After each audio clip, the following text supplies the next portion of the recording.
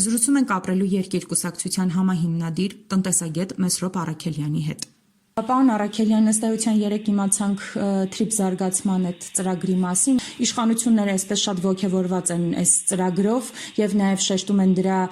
տնտեսական դրական կողմերի մասին։ Կխնդրեմ այդ առումով անդրադառնաք, սա տնտեսական մասով Հայաստանին ինչ է տալու, ինչ օգուտներ է տալու։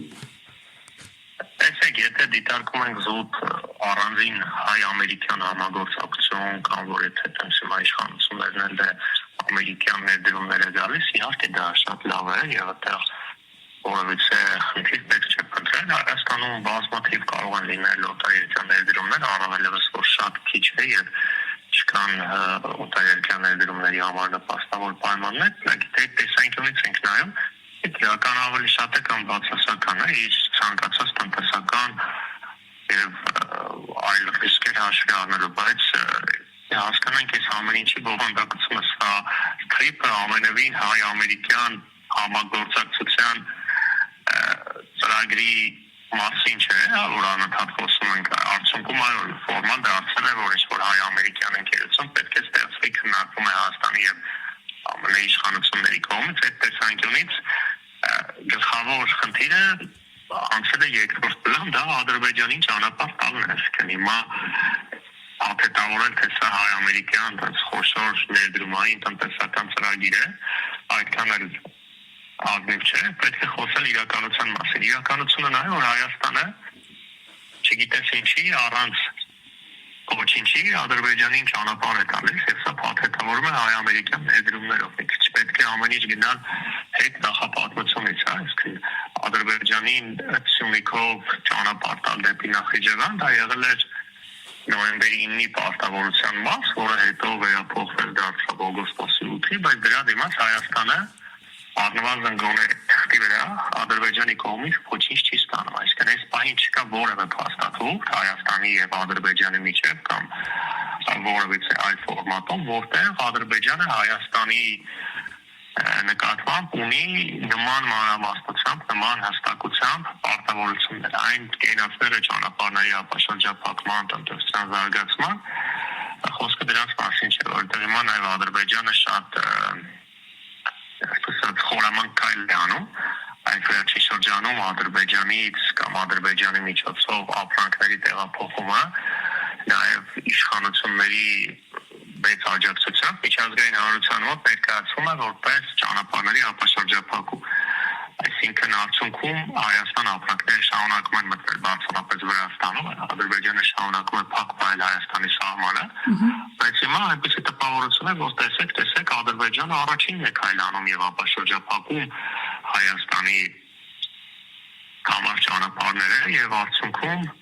Հայաստանի տնտեսությունը արդեն սկսում է այդ համագործակցությունից օգտվել եւ հետագայում Ադրբեջանը ավելի ամրապնդելու Սյունիքով ճանապարհ ունենալու ահանջը, իսկ դիմացը դեռ հարց է, թե Հայաստանը ուղիղ Ադրբեջանի միջով ինչ ճանապարհներից է օգտվելու, հետեւաբար ապա այդ հայ-ամերիկյան համագործակցությունը դրական եմ գնահատում, պետք է խորացնել, զարգացնել, ռիսկերը ավելի կառավարել, ավելի լավ արդյունքի հասնելու համար, այդ այս ծրագրի գլխավոր մեխը հայ-ադրբեջանական հարաբերություններն են, որտեղ կան բավականին մեծ ռիսկեր եւ լիքը չկարգավորված թեմաներ։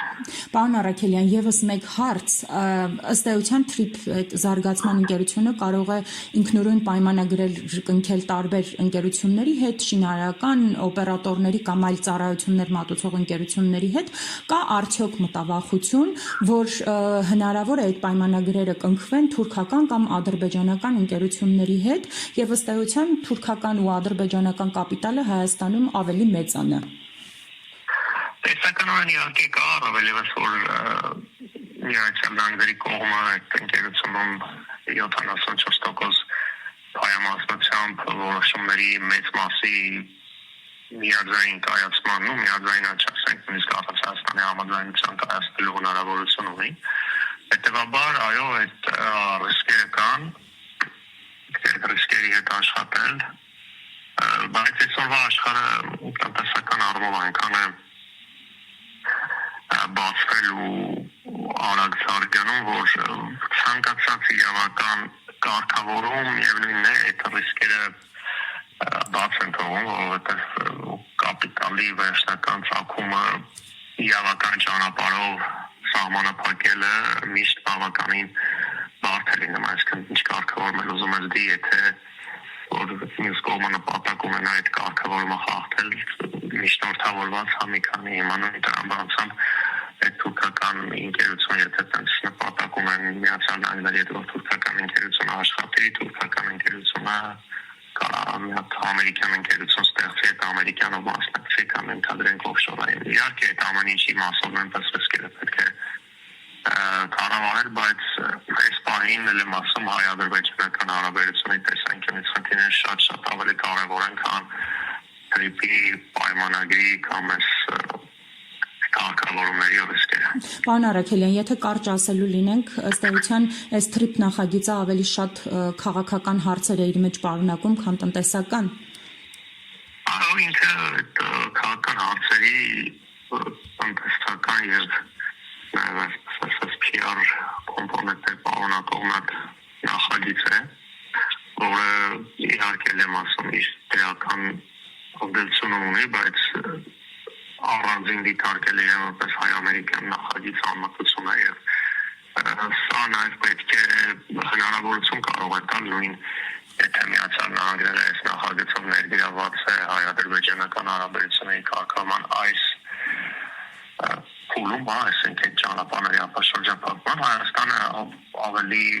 կարևոր կլինի ոչ թե միայն այս թրիպի մասով իր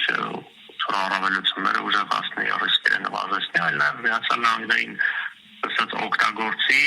եւ հայ-ադրբեջանական մյուս խնդիրների կարգավորման մեջ նույնպես ներգրավվածությունը ավելացնելով։ Շնորհակալ եմ մեկնաբանության համար։